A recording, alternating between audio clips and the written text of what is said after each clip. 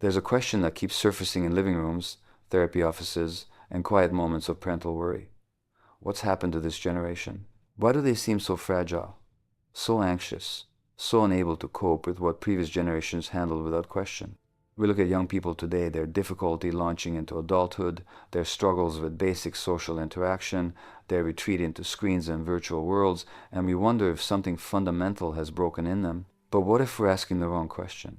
What if the very thing we're interpreting as weakness is actually an adaptation? What if Generation Z isn't broken at all, but rather brilliantly, tragically anesthetized against the pain they could no longer bear to feel? Consider for a moment what it means to grow up in a world where the future itself has become a source of anxiety rather than hope, where climate catastrophe looms not as a distant possibility, but as a lived certainty, where economic stability, the ability to afford a home, to build a life, to feel secure, has become a luxury rather than a reasonable expectation, where school itself, the place meant to nurture growth and curiosity, can become a site of potential violence, where every moment of childhood is documented, compared, and potentially weaponized, where connection happens through screens that simultaneously promise intimacy and guarantee isolation. This is not fragility.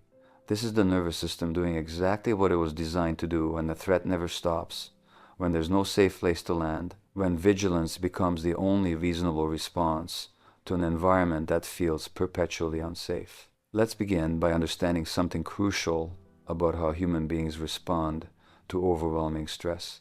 Our bodies, our nervous systems, our entire biological architecture evolved to handle acute threats, the predator in the bush, the rival tribe on the horizon, the sudden danger that requires immediate action, fight, flight, or freeze.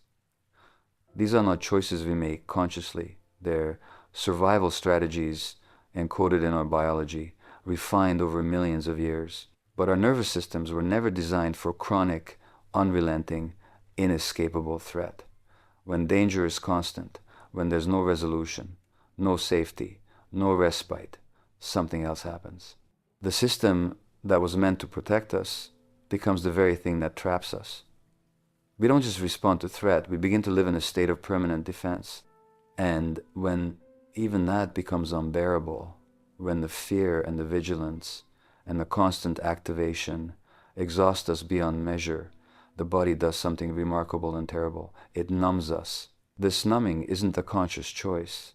It's not weakness or lack of character. It's a last resort survival mechanism called dissociation, the psyche's emergency brake when things become too much to bear.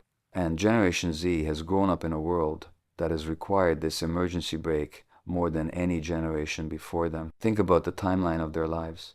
Many were children during the financial crisis of 2008, watching their parents' faces tighten with worry, sensing the fear even if they couldn't name it. They grew up with active shooter drills alongside fire drills, learning that their school could become a war zone at any moment. They came of age during a pandemic that isolated them, during the very years when human connection matters most for development. They've watched as climate disasters have gone from rare events to regular occurrences, as their future has quite literally begun to burn. But even beyond these large-scale traumas, there's something else happening, something more insidious, because it's woven into the fabric of daily life. Generation Z has grown up under a level of surveillance, comparison, and performance pressure that would have been unimaginable to any previous generation. Every moment can be captured, shared, judged. Every achievement or failure potentially broadcast to hundreds or thousands of peers. The private space where young people once had room to make mistakes, to be awkward, to figure out who they were, that space has largely disappeared. Social media promised connection but delivered something else entirely. A panopticon of constant evaluation. The teenage years, already a time of intense self-consciousness and identity formation, now happen on a public stage where every outfit, every opinion, every attempt at self-expression can be met with immediate feedback, likes, comments, shares, or the devastating silence of being ignored. The comparison that once might have been limited to classmates or neighbors now extends to carefully curated highlight reels from around the world. And here's what we often miss. The human nervous system cannot distinguish between a physical threat and a social one.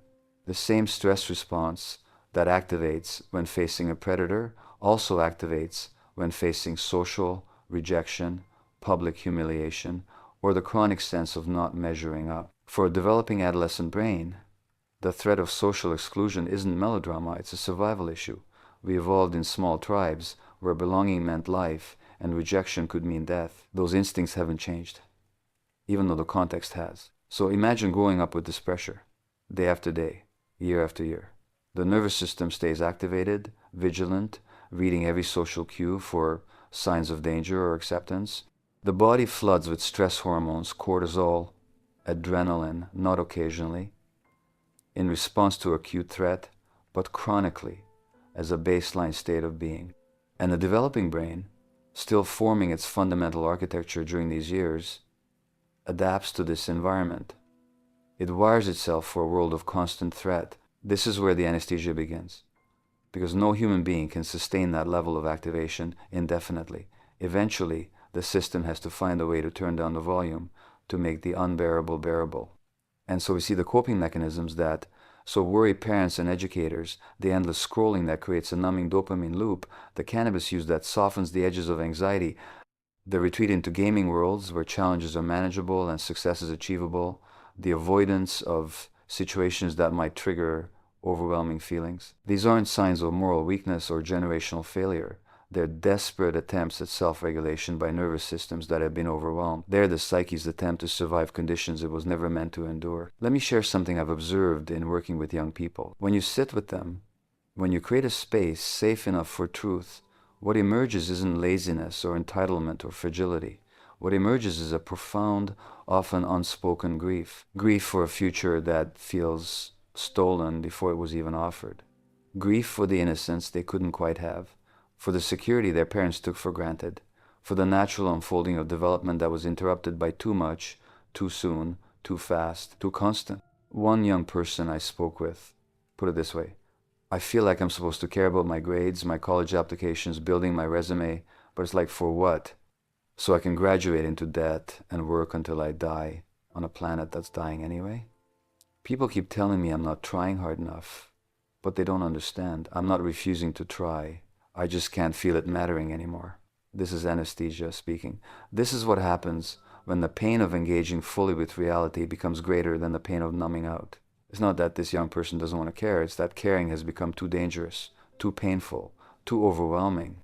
The anesthesia is protecting them from a despair that could be completely consuming. And here's where we need to shift our understanding entirely. The question isn't what's wrong with these kids. The question is what has been done to these kids. The question is what kind of world have we created that requires young people to anesthetize themselves just to get through the day. Because here's the truth we need to face. Generation Z isn't the problem. They're the symptom.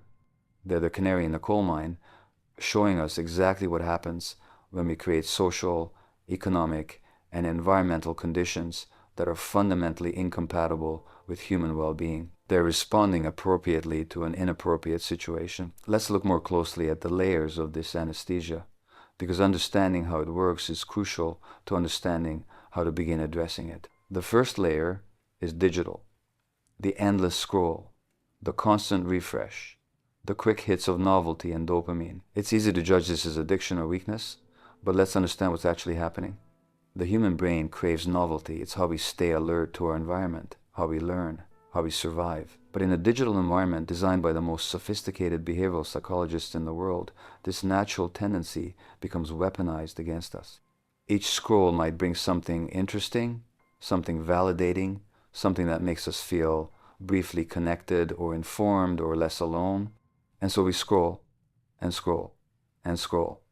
Not because we're weak, but because our neural circuitry is being exploited by designs specifically created to capture and hold our attention. For young people whose nervous systems are already overwhelmed, this digital anesthesia serves a crucial function. It keeps the mind occupied just enough to prevent full awareness of how they're really feeling. It creates a state of partial presence, not quite here, not quite gone, just numbed enough to be bearable. It's the same function that substances have always served, but it's legal, accessible 24 hours a day, and socially acceptable. We can sit with our screens for hours and call it staying informed, staying connected, when really we're staying anesthetized. The second layer is chemical. Generation Z has the highest rates of antidepressant and anti-anxiety medication use of any generation at their age. Again, it's easy to read this as pathology, to think they're just more mentally ill than previous generations. But what if they're not more mentally ill? What if they're having normal responses to abnormal circumstances, and we're medicating the response rather than addressing the circumstances? I want to be clear. I'm not against medication. For many people, psychiatric medication is life-saving, necessary, and appropriate.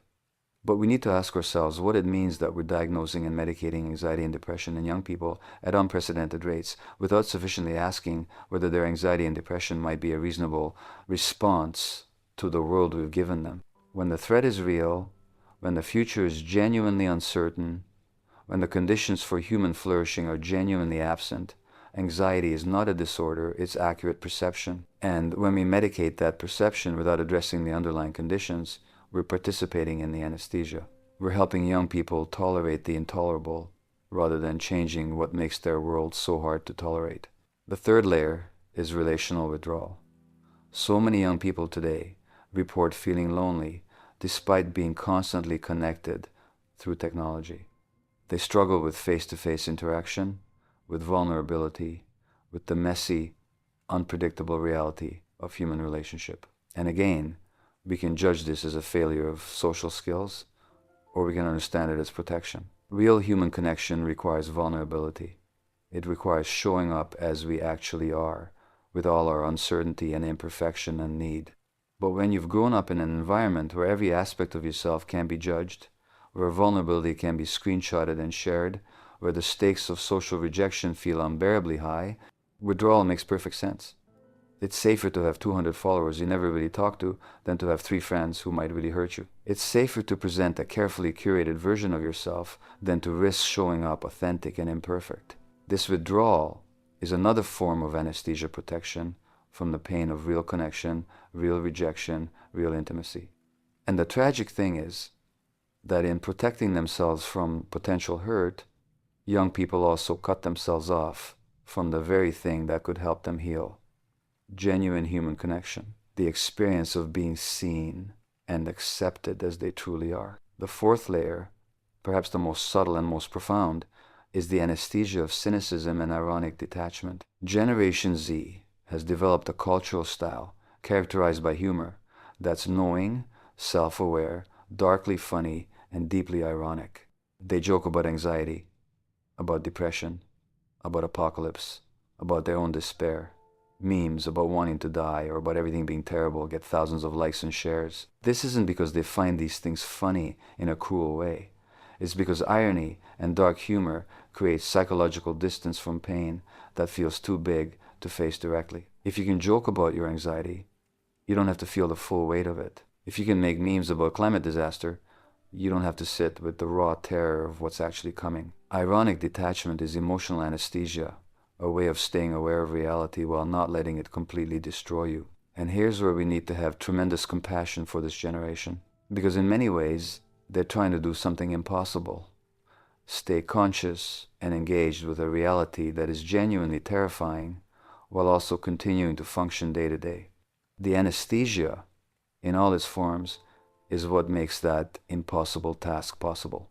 It's how they survive. But survival isn't the same as thriving. And this is where we need to start having a different conversation, not about what's wrong with Generation Z, but about what they need in order to move from mere survival to actual flourishing. Here's what I've learned from sitting with young people in pain.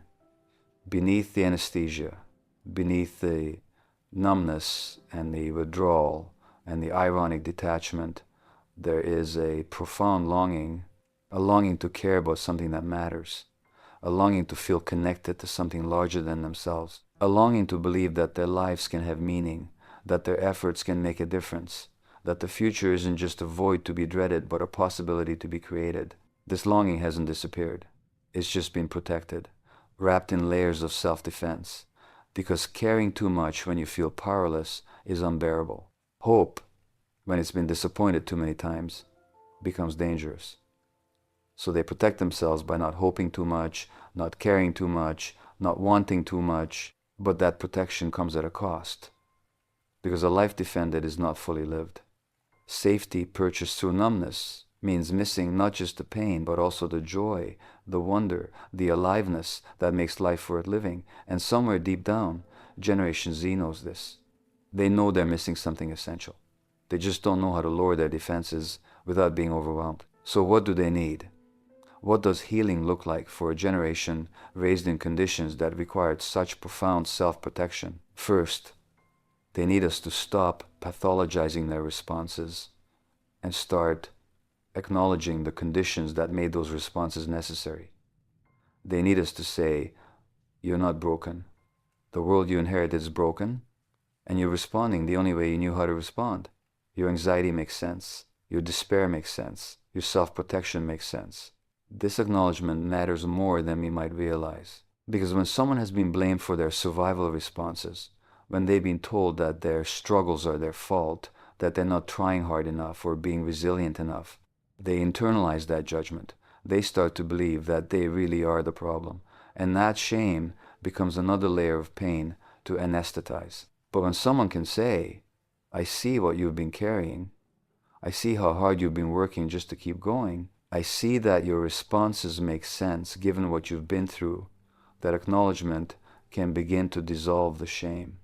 It can create the first glimmer of possibility that maybe, just maybe, there's another way. Second, they need experiences of genuine safety, not the false safety of avoidance and numbness, but the real safety of being with people who can hold space for their full humanity, including their pain, their anger, their despair, their confusion. They need relationships where vulnerability is met with compassion rather than judgment, where imperfection is expected rather than shameful, where they can slowly begin to lower their defenses without being overwhelmed. This kind of safety can't be forced or fabricated. It emerges in relationships where adults show up consistently, where they're willing to sit with discomfort, where they don't try to fix or minimize or rush past the difficult feelings. It emerges when young people discover that they can bring their real selves, the scared, angry, confused, hurting selves, and still be met with care and respect. Third, they need to reconnect with their bodies. Because so much of the anesthesia operates through disconnection from bodily sensation. When feelings become too intense, we leave our bodies, we go into our heads, into our screens, into anything that takes us away from the felt sense of being alive in this moment. But healing happens in the body. The trauma is held in the body, and the recovery must include the body. This doesn't necessarily mean formal therapy or structured treatment, though those can be valuable. It can be as simple as learning to notice sensation again, the feeling of feet on ground, of breath moving in and out, of tension and release in muscles. It can be movement, dance, sport, anything that brings awareness back into the physical experience of being alive. I've watched young people begin to thaw as they reconnect with their bodies. I've seen the tears come, finally, when someone is guided to simply notice what they're feeling in their chest, their throat, their belly. Those tears aren't a breakdown, they're a breakthrough. They're the beginning of feeling again after long hibernation and numbness. Fourth, they need meaningful connection to something beyond themselves. Not the artificial connection of likes and followers, but the deep connection that comes from being part of something that matters, from contributing to something larger than their individual survival. This might be environmental activism, community service, creative expression, mentoring younger kids, anything that allows them to feel their own agency, to know that what they do matters, that they can have an impact. Because one of the most devastating aspects of the anesthesia is the sense of helplessness it creates. The feeling that nothing they do will make a difference anyway, so why try? But when young people discover that they can affect something, that their efforts have visible results, that they can be needed and valuable to others, something begins to shift. The anesthesia starts to lift because they have a reason to feel again, to care again, to be present again. Purpose is the powerful medicine against numbness. Fifth, they need us to address the actual conditions that made the anesthesia necessary in the first place.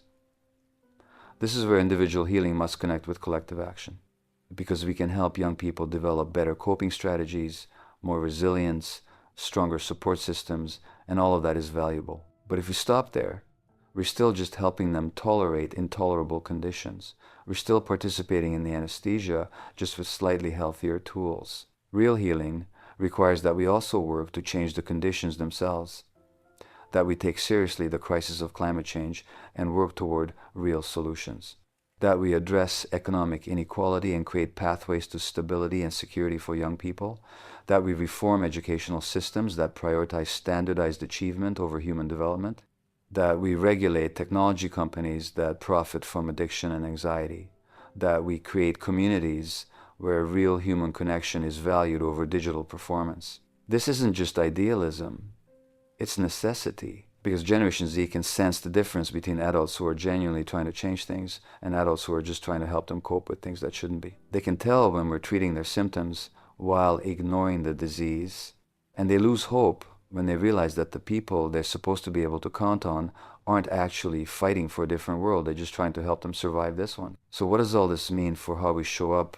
with and for Generation Z? Whether you're a parent, a teacher, a therapist, a friend, or simply someone who cares about young people, what's your role in all of this? First, listen without judgment. When a young person shares their struggles, resist the urge to minimize, to compare to your own youth, to offer quick solutions. Just listen.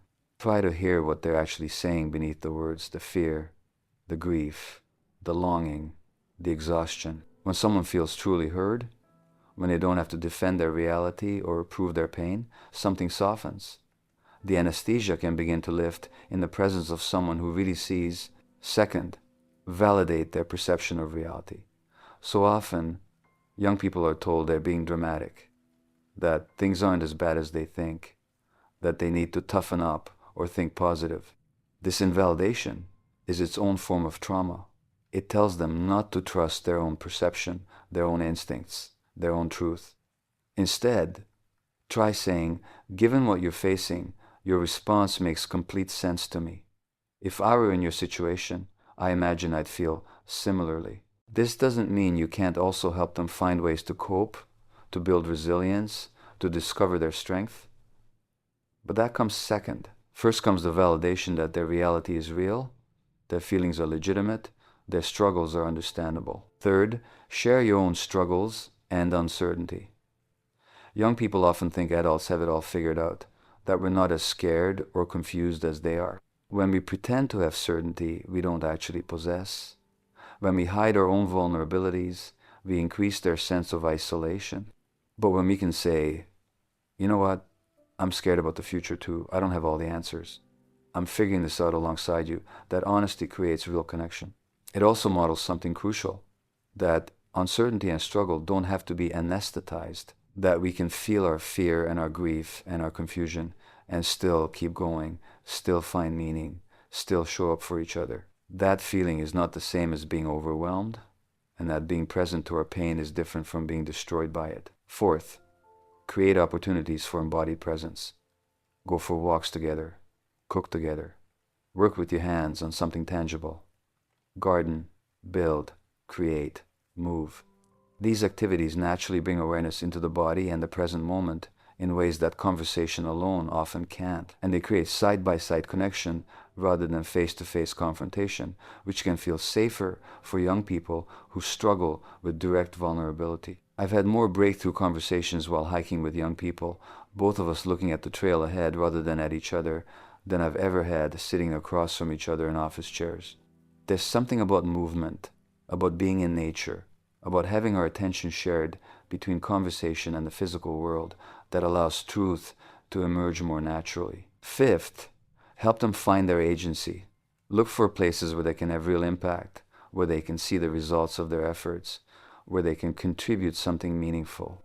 This might be organizing a community project, tutoring younger students, creating art, starting a small business, advocating for a cause. They care about anything that allows them to experience themselves as capable, valuable, effective. Agency is the antidote to helplessness. When someone discovers they can make something happen, that they're not just passive recipients of whatever life brings, the anesthesia becomes less necessary. They have a reason to feel, to care, to be present, because what they do actually matters. If this conversation is resonating with you, if you're recognizing yourself or young people you care about in these reflections, consider staying connected to this community. Subscribe so we can continue exploring these questions together. Because healing isn't a solitary journey, it happens in connection with others who are also trying to understand, to grow, to create something different. Sixth, and perhaps most importantly, offer hope without bypassing reality. Young people need hope, but it has to be hope that doesn't deny their reality, that doesn't minimize what they're facing, that doesn't ask them to pretend things are fine when they're not. Real hope is different from toxic positivity. Real hope says, yes, things are hard. Yes, the challenges are real. Yes, we're facing unprecedented difficulties. And also, you have more strength than you know. We have more capacity for change than we've yet demonstrated. The future isn't written yet, and what we do matters. This kind of hope is grounded in reality and in relationship. It doesn't promise that everything will be okay. It promises that we'll face whatever comes together, that we won't give up on each other or on the possibility of something better. Now, let's talk about what happens as the anesthesia begins to lift, because this is crucial to understand. Healing isn't comfortable. When someone begins to thaw after long periods of numbness, they don't suddenly feel better, they suddenly feel everything. All the feelings that were too big to feel before, all the grief and fear and anger and longing that had to be put away, it all comes flooding back. And this can be overwhelming. I've watched young people start to come back to life, start to care again, start to feel again, and then want desperately to go back to the numbness because feeling is so intense, so painful, so exhausting. They'll say things like, I was better off not caring. At least then it didn't hurt so much. This is where they need support more than ever, because the temptation to re-anesthetize is strongest, right, when they're beginning to heal. They need someone to say, I know this is hard. I know feeling hurts. But this pain means you're alive again. It means you're no longer just surviving, you're beginning to truly live. And I'm here with you through it. The feelings come in waves. There might be rage at what they've lost, at the world they inherited, at the adults who failed to protect the future they deserved. This rage is healthy. It's the opposite of the depressed numbness. It's the psyche fighting back, refusing to accept that things have to be this way. But it needs to be held safely, channeled constructively, honored as the life force it actually is. There will be grief, deep, profound grief for the innocence lost, for the security that wasn't available, for the future that looked different in childhood dreams. This grief needs to be witnessed, not fixed. It needs to be given space and time and permission to be felt fully, because grief that's honored and expressed eventually transforms.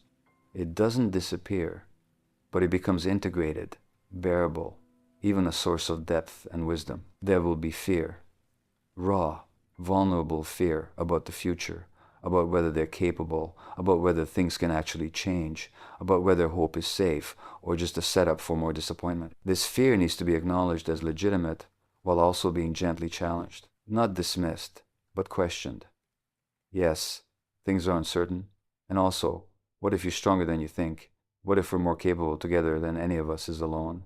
And underneath all of this, the rage, the grief, the fear, there will eventually be something else, aliveness, the sense of being truly present in one's own life, of inhabiting one's own body and mind and experience fully, of caring again, feeling again, hoping again, not because the problems have gone away, but because being anesthetized to them is no longer the only option. This aliveness is what makes the difficulty of healing worthwhile. Because a life defended, a life numbed, a life lived behind layers of protection, it's safe, but it's not full. It's surviving, but it's not thriving. And every human being deserves more than mere survival. Every human being deserves to experience the full spectrum of what it means to be alive, including the pain, yes, but also the joy, the wonder, the connection, the meaning. Let me speak directly to the young people who might be listening to this. If you recognize yourself in this description, if you've been living behind layers of anesthesia, digital, chemical, relational, emotional, I want you to know something. You are not broken. You are not lazy or weak or inadequate. You are not the problem. You are a human being responding to conditions that would overwhelm anyone. And the fact that you're still here, still functioning, still getting through each day is evidence of your strength, not your weakness. The numbness you feel, the difficulty caring, the struggle to hope or try or feel, these aren't character flaws. They're survival responses. They're what your psyche did to help you keep going when everything felt like too much. And they served you. They got you this far. But if you're reaching the point where surviving isn't enough anymore, where you want to actually live again, to feel again, to care again, that's possible. The anesthesia can be lifted. It won't happen all at once. It won't be comfortable. You'll have to feel things you've been protecting yourself from feeling. You'll have to let yourself care about things that might not work out. You'll have to risk being hurt, disappointed, scared. But you'll also get to feel joy again. Genuine joy. Not just the temporary hits of dopamine from a screen. You'll get to feel connected, really connected, to other people, to yourself, to life itself. You'll get to feel like what you do matters, like your life has purpose, like you're not just passing time until you die, but actually living. And you don't have to do this alone. In fact, you can't do it alone.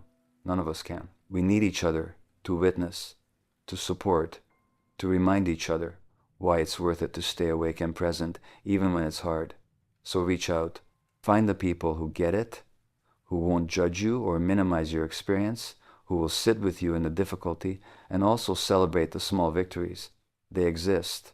I promise you they exist. And if you can't find them in your immediate environment, find them online, not in the endless scroll of comparison and performance, but in communities of people genuinely trying to heal, to grow, to create something different. Share your experience in the comments here.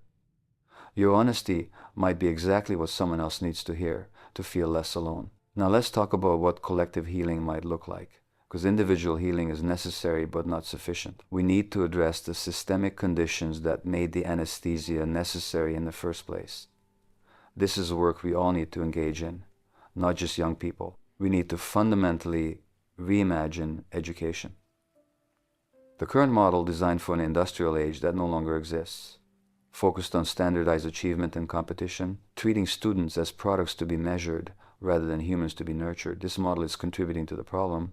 We need educational environments that prioritize well-being alongside learning, that make room for emotional development and self-awareness, that help young people discover their unique gifts rather than forcing everyone through the same narrow pipeline. Think about what school has become for so many young people.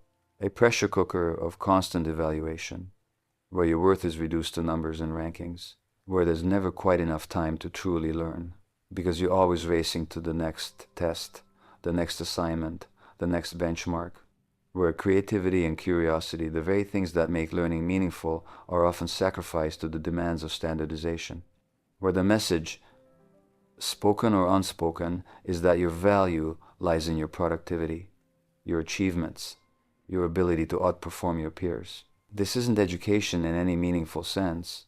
It's training for a particular kind of economic participation, and it's making young people sick. The anxiety, the perfectionism, the sense that you're never quite good enough, these aren't random individual problems. They're predictable outcomes of a system that treats children as future workers rather than as whole human beings with intrinsic worth. We need schools that teach emotional literacy alongside academic skills, that help young people understand their own nervous systems, recognize their patterns of stress and self-regulation, develop practices for managing overwhelming feelings.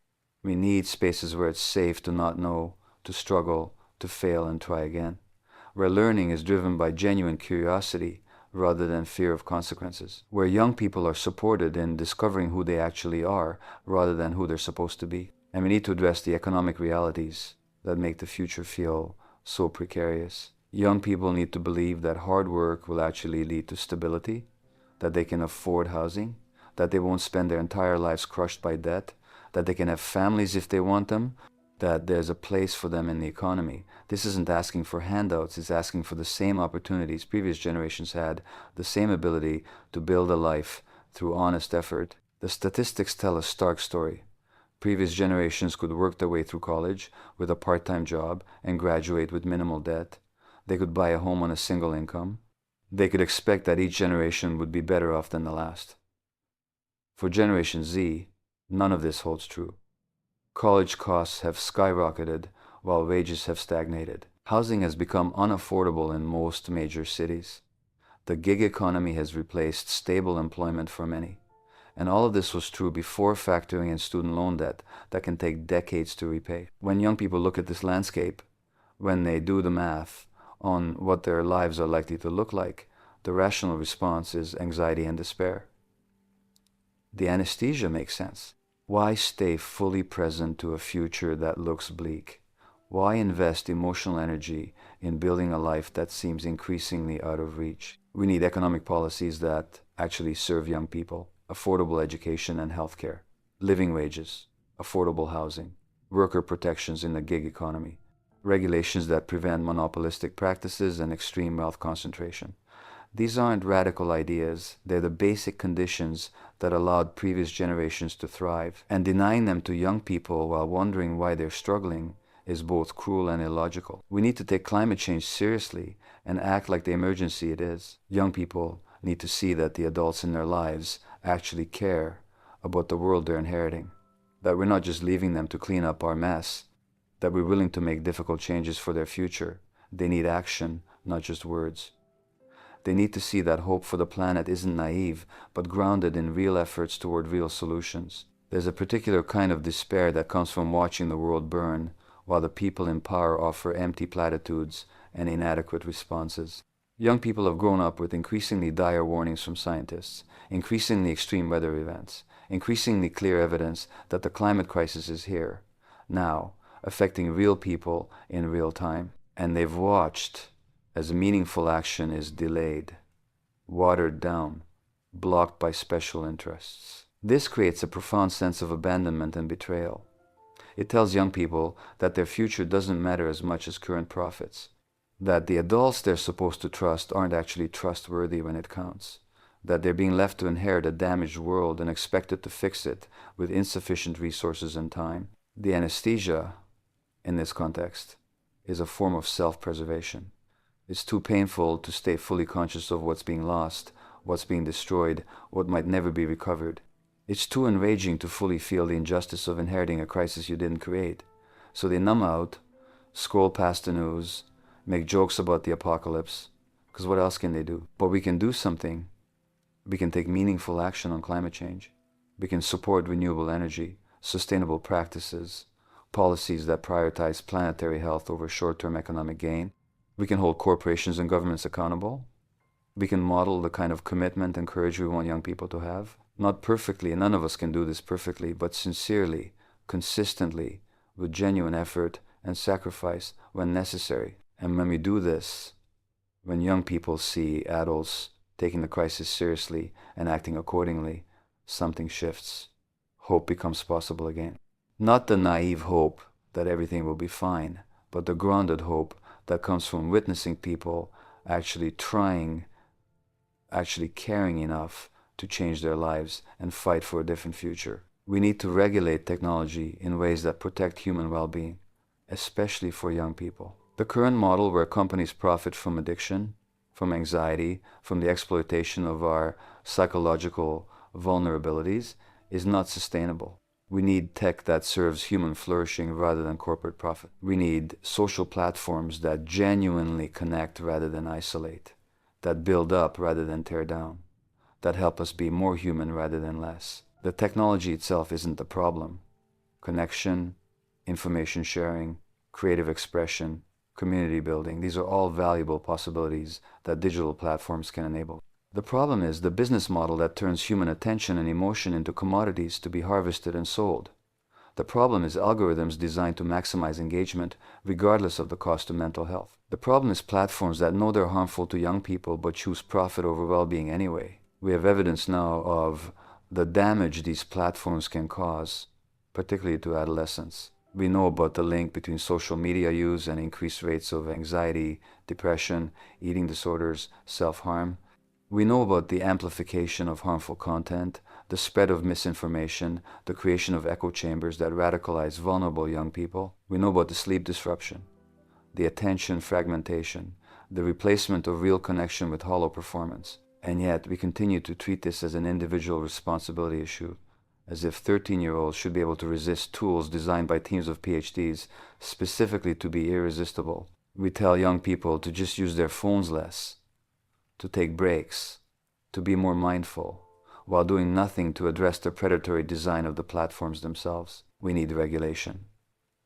Age-appropriate design standards, bans on manipulative features for young users, transparency about algorithms, liability for knowingly harmful content and design choices, privacy protections, limits on data collection and targeted advertising to minors. These aren't impossible demands. They're basic consumer protections that we apply to other industries but have failed to apply to tech. And we need to rebuild community in real, tangible ways.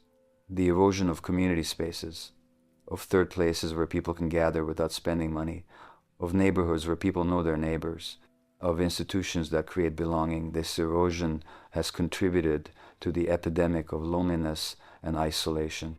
We need to intentionally create spaces where people can connect face to face, where young people can be mentored by adults who aren't their parents, where intergenerational relationship can happen naturally. Think about what we've lost in the past few decades. Local businesses replaced by chains and online shopping, community centers and youth programs defunded, public spaces privatized or eliminated, neighborhoods designed for cars rather than walking and spontaneous interaction, religious and civic organizations declining, extended families scattered across the country.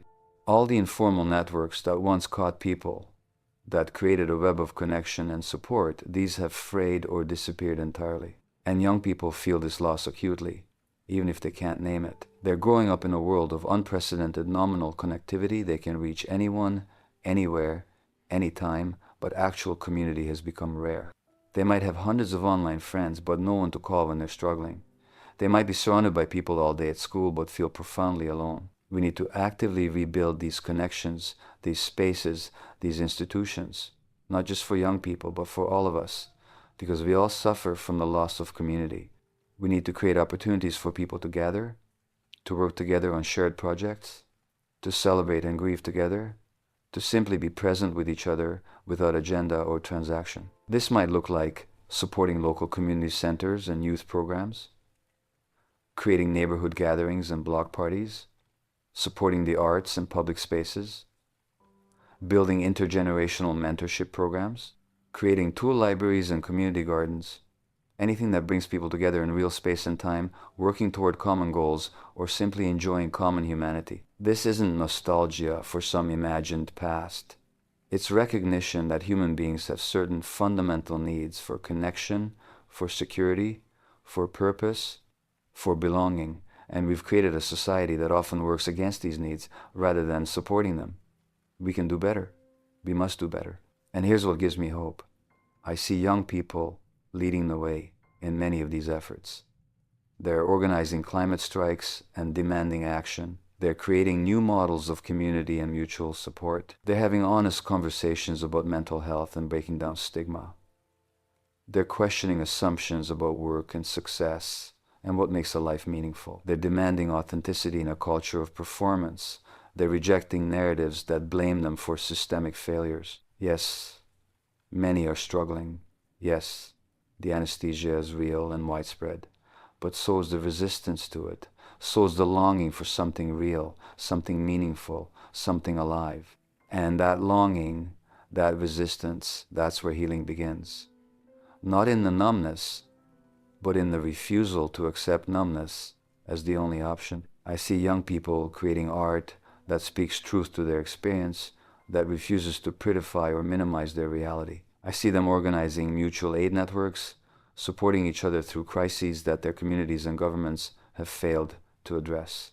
I see them questioning everything they've been told about how life should be lived, what success should look like, what they owe to systems that have failed them. There's a revolutionary potential in this generation, not despite their struggles, but because of them, because they've seen through the myths that previous generations accepted, because they refuse to participate in systems that demand they sacrifice their well-being for empty promises, because they're insisting on something better, something more human, something actually worth living for.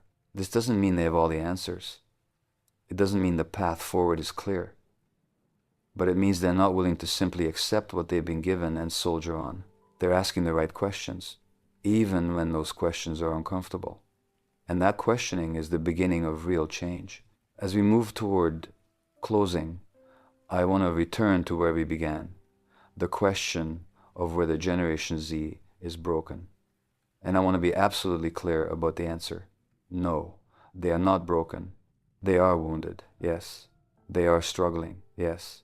They are carrying burdens no generation should have to carry, yes.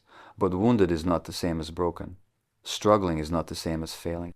And the anesthesia, while it may look like apathy or weakness, is actually evidence of the psyche's incredible ability to protect itself, to survive, to adapt. The work now is not to fix what's broken in them, but to heal what's been hurt.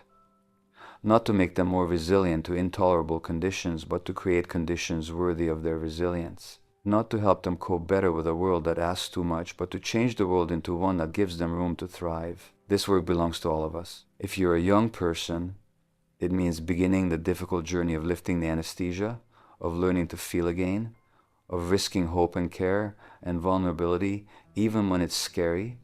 It means reaching out for support and being willing to receive it. It means recognizing your own strength, even when it doesn't look like what you thought strength should look like. If you're someone who cares for young people, it means showing up with patience and compassion, with validation and honesty, with both realism about the challenges and hope grounded in genuine commitment to change. It means listening more and fixing less. It means acknowledging your own uncertainty while also modeling how to stay engaged even when we don't have all the answers. If you're anyone living in this world, it means taking responsibility for the collective conditions we've created and committing to changing them. It means voting, organizing, speaking out, supporting policies and practices that prioritize human well-being over profit, sustainability over short-term gain, community over individualism. It means recognizing that none of us can heal in isolation, that individual wellness is inextricably connected to collective conditions. The path forward isn't about going back to some previous way of being. We can't undo what's been done, can't unknow what we now know, can't pretend the challenges aren't real. But we can move forward differently. We can bring consciousness and compassion to how we live, how we relate, how we organize our societies. We can prioritize what actually matters: connection, meaning, sustainability, justice, genuine well-being over what our current systems too often prioritize: profit, productivity, growth, individual achievement at any cost. Generation Z isn't broken, but they are the generation that will either break entirely under the weight of what they've inherited or break through to something new, a new way of being, a new way of organizing society, a new understanding of what it means to be human in this time. And which of those possibilities becomes reality depends on all of us, on the choices we make now, on whether we're willing to do the hard work of both individual healing and collective transformation. The anesthesia can be lifted, the numbness can give way to feeling, the isolation can give way to connection, the despair can give way to engaged, clear-eyed hope. But it requires something from us. It requires our courage, our compassion, our commitment, our willingness to face difficult truths and do difficult work. It requires that we love these young people enough to see them clearly, to acknowledge what they're carrying, to stop blaming them for struggles that aren't their fault. And it requires that we love ourselves and our world enough to demand better, to create better, to be part of building something worthy of their future. This is the work before us. It's not easy work. It's not quick work, but it's essential work. And it begins with understanding, with seeing clearly what's actually happening beneath the surface of what looks like apathy or fragility or failure. It begins with compassion for the brilliant, tragic ways human beings protect themselves when the world asks too much. It begins with the recognition that Generation Z isn't broken. They're responding, as humans always have, to the conditions they find themselves in.